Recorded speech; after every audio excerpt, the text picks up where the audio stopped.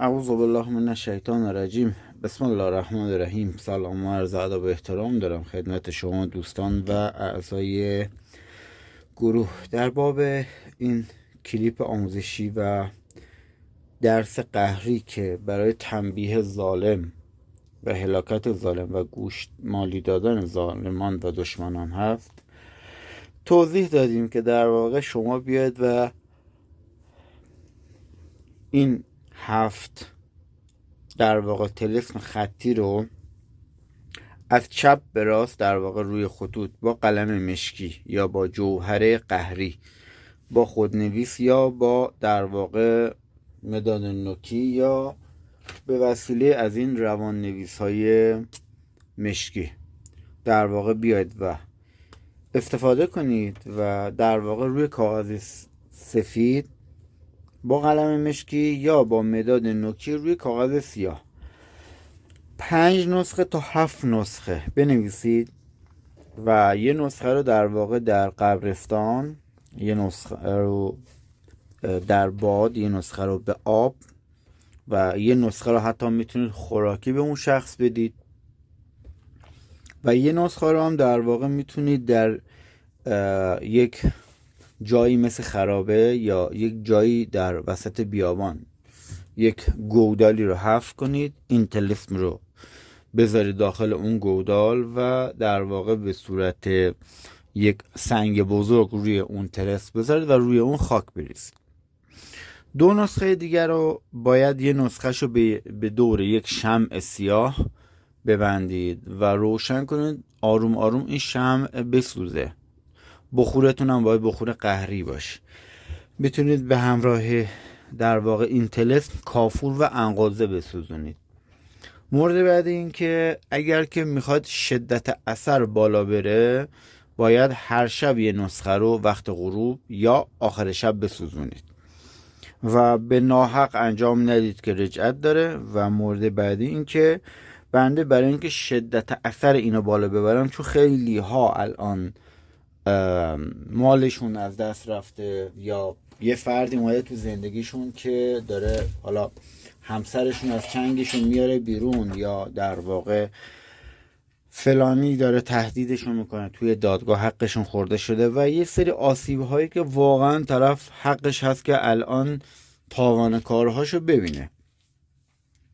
که در واقع شما بنده برای اینکه این طلسم رو به نهایت قدرتش برسونم 2 تا امضای در واقع قهری که در واقع یک امضای قهری است استخراج کردم که 2 طرف کار نوشتم که شما حتما بعد از اینکه این طلسما رو 7 طلسم رو نوشتید، این طلسم خطی رو بنویسید، بعدش طلسم خطی قرمز دومی رو، بعدش این طلسم خطی رو، طلسم حروفی رو در واقع 2 طرف کار می نویسید و در زیرش توکیل رو می نویسید.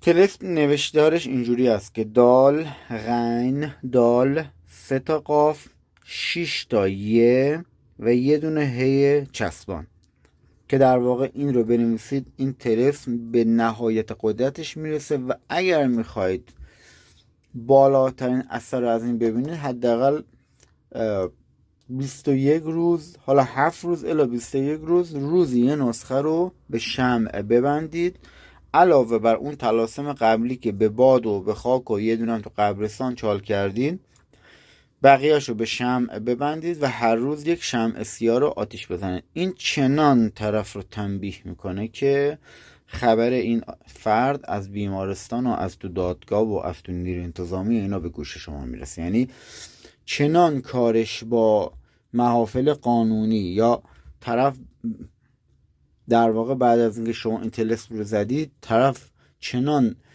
درگیر مسائل قانونی دادگاهی میشه که فقط در و در دنبال ضامن میگرده که یکی بیاد نجاتش بده. یعنی این وقتی که شما این طلسم رو میزنید، اون طرف به اشتباه میفته، یک جرمی رو انجام میده که فقط در واقع باید سوراخ موش پیدا کنه تا گیر پلیس نیفته. این تازه یکی از اثراتی هست که این طلسم روی این شخص میذاره، بیمارش میکنه، خسران شدید مال. این رو من برای یک فردی که خیلی داشت اذیت میکرد زدم و طرف با 500 میلیون خسارت کامیون داشت و کامیونش چپ کرد و هنوز با اینکه چپ کرده دست بردار نیست و با اینکه خسارت خورده هنوز هم داره با اون رفتارش ادامه میده و انگار که در واقع این گوشمالی کفایت نمیکنه براش و مواردی که اینجا نوشتیم به مرور براش اتفاق میفته و کافیه فقط این رو انجام بدید 6 ماه آینده طرف رو ببینید که چه اتفاقاتی نصیبش خواهد شد. مجددا تاکید میکنم من در تمامی این طراسم و اینجا فیلتر گذاشتم که به خود من اثر نکنه، چون طلسم بسیار قدرتمندی هست روی این فیلتر گذاشتم. امیدوارم که استفاده کنید و حتما یادتون نره این طلسم در واقع زجری رو که امضای قهری و امضای زجری هست رو این طلسم رو پایین کار بزنید و بعدش لوح رو فعال کنید. انشالله که نتیجه کافی برای شما داشته باشه. این فقط یه نصف روز وقت منو گرفته، از صبح که نشستم تا امروز بعد از ظهر در حال استخراجش بودم و از طریق در واقع قاعده ابجد غزالی این رو استخراج کردم. حالا دوستانی که تو این کار هستن میدونن که این ابجد غزالی یعنی چه.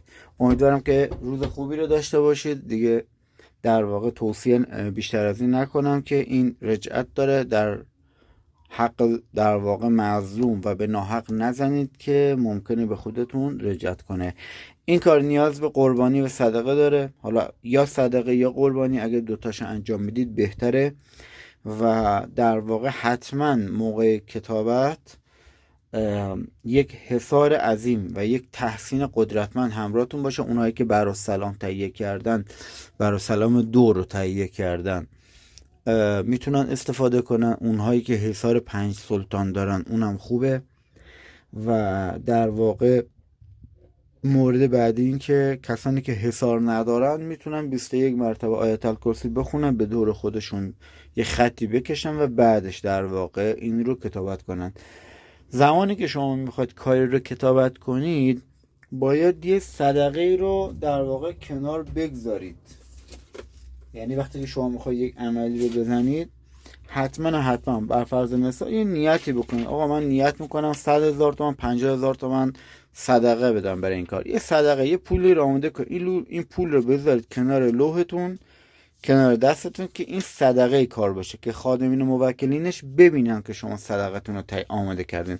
یه صدقه بذارید کنارتون و در واقع بعد از اینکه کارتون تموم شد این صدقه رو به یک آدم مستمند یا نیازمند بدید. امیدوارم که به نحو احسن استفاده کنید، نتایجش رو هم اعلام کنید. روزتون بخیر، موفق باشید.